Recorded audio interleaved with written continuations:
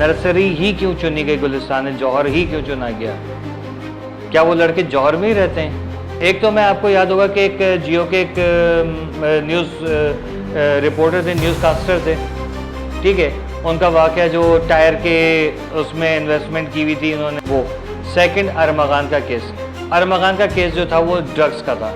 CCTV है, तो ये लाश या तो मस्जिद के ऊपर से फेंकी गई है, 1-1.5 दिन वो लाश पड़ी रही, क्या वो लाश पहले से वहाँ पर मौजूद थी या उसको पहले 1-1.5 दिन गलने दिया, फिर जब बदबू या ताफुन या उसकी हालत गैर होने लगी तो उससे निजात हासिल करने के लिए उसको फेंका गया।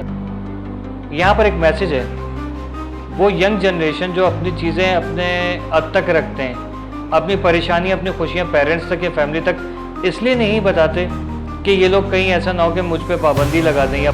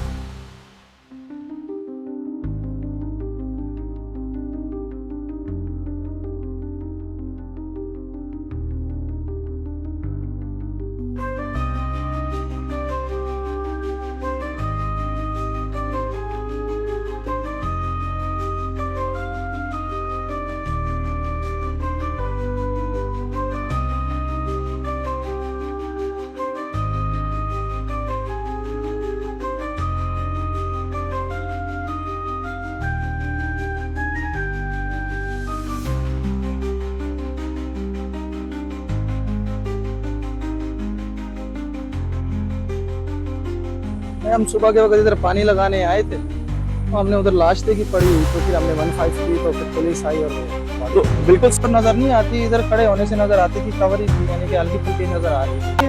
रोड जब से ये यूनिवर्सिटी का मेन रोड खराब होना तब से ट्रैफिक के चलने लगी है, पहले इधर से रोड नहीं चलता था, इधर से काफ़ी लोग गुजरते हैं। अब रात को सोएगा कोई किसी को गिरा गया, हमें इस बारे में नहीं पता कि थ्रेट था, वो किसी चीज़ में इन्वॉल्व नहीं था, वो किसी से झगड़ता ही नहीं था। अगर कोई उसे कुछ कह भी देगा, गाली दे देना तो वो पलट के सॉरी कर देने वाला बंदा था। बिस्मिल्लाहिर्रहमानिर्रहीम, अस्सलाम वालेकुम, मैं हूं सैयद शहरियार अली नकवी और आप लोग मेरे यूट्यूब चैनल देख रहे हैं नकवी रिपोर्ट्स और Naqvi reports global, TikTok account और वगैरह वगैरह। दोस्तों, मैं आप लोगों को बहुत इंपॉर्टेंट चीज़ बता रहा हूँ।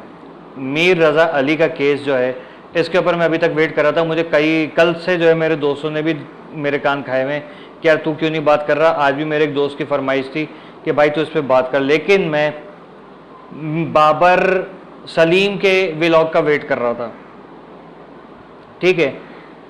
मैंने फ़हीम भाई को भी देखा, मैंने जो है वो सना हाशमी को देखा, दीगर को देखा, वहाँ जो लोगों ने खड़े होकर व्लॉग्स बनाए वो देखे, मैंने बहुत लोगों को देखा मैंने, लेकिन मुझे बाबर सलीम की जो है ना वो फाइनल रिपोर्ट की ज़रूरत थी कि वो क्या कहते हैं, क्योंकि वो जो बात करते हैं ना ज़ाहिर है कि इन्वेस्टिगेटिव होती है, लेकिन उन्होंने भी जो उनको क्लिप्स मिले उसके ऊपर बात की, लेकिन बहुत सारे पॉइंट्स उठाए।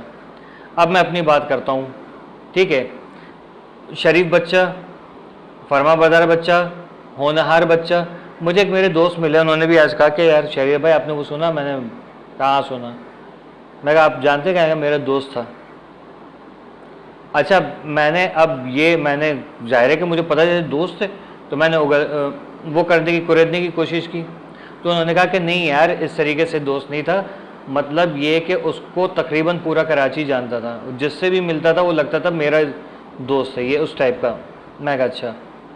तो उन्होंने ये बताया कि 4 दोस्त थे जो ये मिलके जिन्होंने ये स्टार्ट किया था, ठीक है। अब मैंने जितने भी वीडियोस देखे, मुझे चारों में से सिर्फ एक लड़का नज़र आया जो कि पिंक कलर का कोई या रेड कलर का कार्ड उठा के उस पर एहतजाज कर रहा है। 3 दोस्त कहाँ हैं? ठीक है, वालिद साहब की तरफ आ जाते हैं। वालिद साहब इनके कहते हैं कि जो दोस्त हैं ना वो ऐसे लड़के हैं ही नहीं, लेकिन अगर खुदा न खासा ऐसे तो दोस्ती पे से भरोसा उठ जाएगा, शक की गुंजाइश। देखिए जिसकी औलाद चली गई हो ना तो वो तो जाहिर है कि फिर एक बिखरे हुए शेर की तरह होता है, तो उसको आप नहीं कंट्रोल कर सकते। बाकी 3 दोस्त कहाँ हैं? क्या तीनों दोस्त लड़के थे? हाँ, तीनों दोस्त लड़के थे, लड़की नहीं थी जहाँ तक मुझे पता चला है। अच्छा, एक सबका चाहिए था, हर एक का लाडला, जो मिले वो कहे भाई ये है, जेंटलमैन जिसे कहा जाता है। Mir Raza Ali was a great gentleman according to people, ठीक है, कि उसके लिए आज लोग खड़े हुए हैं। एक मैं चीज़ बताऊं आप लोगों को, मैं यहाँ 2 केसेस की बात करूंगा, बहुत अलग किस्म के केसेस, ठीक है। ये केसेस के पॉइंट करना इसलिए ज़रूरी है कि हमें यह पता चले कि ये असला लेके क्यों गया था। सिक्योरिटी गार्ड का असला लेके गया, गाड़ी इसने बुक कराई, पहले तो गाड़ी बुक कराई थी तो इसने क्या गाड़ी वहीं से बुक कराई थी, ये घर से गाड़ी में निकला या शायद गाड़ी बुक करा के निकला, गाड़ी इसके वेफर्स पे गई, वहाँ पर ऐसे कैसे पॉसिबल था।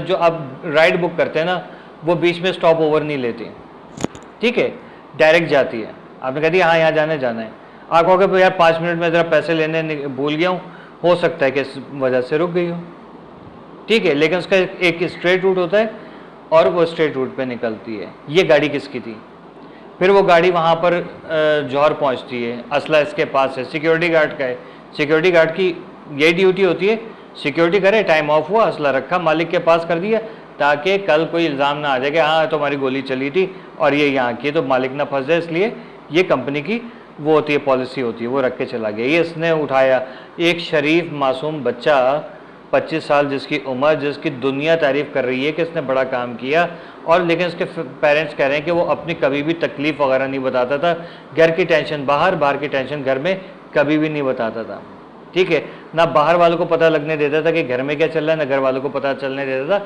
कि बाहर क्या चल रहा है, ठीक है।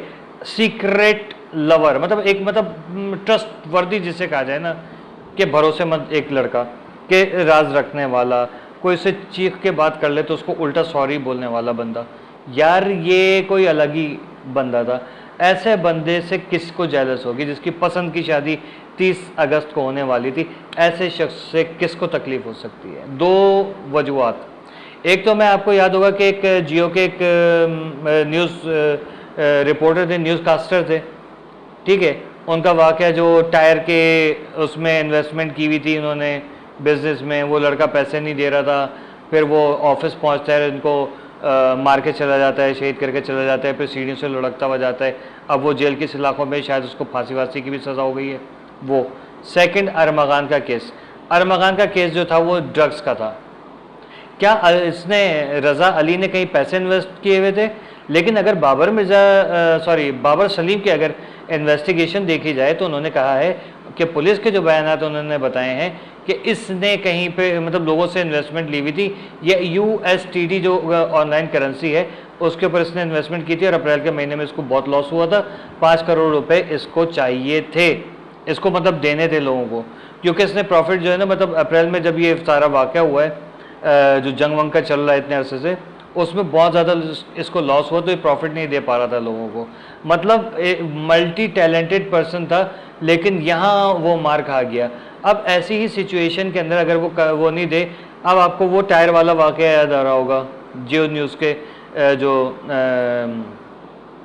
थे एंकर पर्सन थे वो, उनका, कि वहाँ भी प्रॉफिट का मामला था, बिजनेस में प्रॉफिट नहीं मिल पा रहा था, वो घबरा के उसने मार दिया। यहाँ पर जो है ये इसको इतना कोई ब्लैकमेल कर रहा था कि फैमिली बता रही है कि अचानक से इसके सारे अकाउंट्स जो हैं वो बंद होना शुरू हो गए, ठीक है। शायद फैमिली को पहले से पता चल रहा था कि मेरे बच्चे के साथ कुछ गलत होने वाला है, फ्रेंड भी इत्तेफाक से जाग रहे थे। ये वाक़या हुआ है, घर वालों ने फ़ोन किया, दोस्तों ने उठाया गया, नहीं ये वो, इधर उधर जहाँ जहाँ हो सकता था ढूंढा, सी साइड पे ढूंढा, कहाँ ढूंढा, वो लड़का नहीं मिला। 1.5 दिन के बाद उसकी जो है वो गुलिस्तान जौहर में यूनिवर्सिटी रोड पे एक मस्जिद सी बनी हुई है पहाड़ी के ऊपर, उसके नीचे नर्सरी है, पहाड़ी और नर्सरी के दरमियान में वो मिलती है। अगर आप उस इलाके में जाएंगे तो आपको वो नर्सरी के और उस साइड पे इस तरीके से आराम से जा नहीं सकते, ठीक है ना। कोई भी जाएगा ना तो किसी ना किसी को पता चल जाएगा, जबकि मालिक कह रहा है कि यहाँ पर गाड़ियाँ आती जाती हैं, तो हम लोग तो सो जाते हैं, हमें क्या पता कौन आया कौन गया। वो बात बिल्कुल जेन्युइन है, ठीक है, उसमें कोई झोल नहीं है। लेकिन इसकी लाश यहाँ से उठा के वहाँ नहीं फेंकी गई है, क्योंकि अगर ये गाड़ियाँ इधर से उधर चलती हैं, मुसलसल उस रोड पे चल रही हैं, तो ये पॉसिबल नहीं है कि लाश कोई ले जाए गाड़ी से उतार के वहाँ रख दे किसी भी उस पर, क्योंकि उसको पता है क्या CCTV है। तो ये लाश या तो मस्जिद के ऊपर से फेंकी गई है, जब भी वो लाश वहाँ पर जाके छुपी हुई नज़र आई, और 1-1.5 दिन वो लाश पड़ी रही। क्या वो लाश पहले से वहाँ पर मौजूद थी, या उसको पहले 1-1.5 दिन गलने दिया, फिर जब बदबू या ताफुन या उसकी हालत गैर होने लगी तो उससे निजात हासिल करने के लिए उसको फेंका गया? वेपन कहाँ है? वेपन का कवर जिसे पता नहीं क्या कहते हैं, मुझे तो इतना मालूम नहीं है, वो चीज़ गायब है, वेपन गायब है, गोली उसी से चली है। अगर खुदकुशी होती तो असला वहीं पर होता। कौन होगा ढम करके गोली मारी उधर से? वो इंडियन फिल्म थोड़ी चल रही है, वेपन उधर उठा के फेंका, मोबाइल उधर उठा के फेंका, मोबाइल लॉक है, वहाँ से मिला है दूर से। अकाउंट्स इसके सारे बंद। 2.5-3 लाख की ट्रांजैक्शन होती है फादर के अकाउंट में, पहले जाने से पहले करके गया ये अपने फादर को, लेकिन बता के नहीं गया।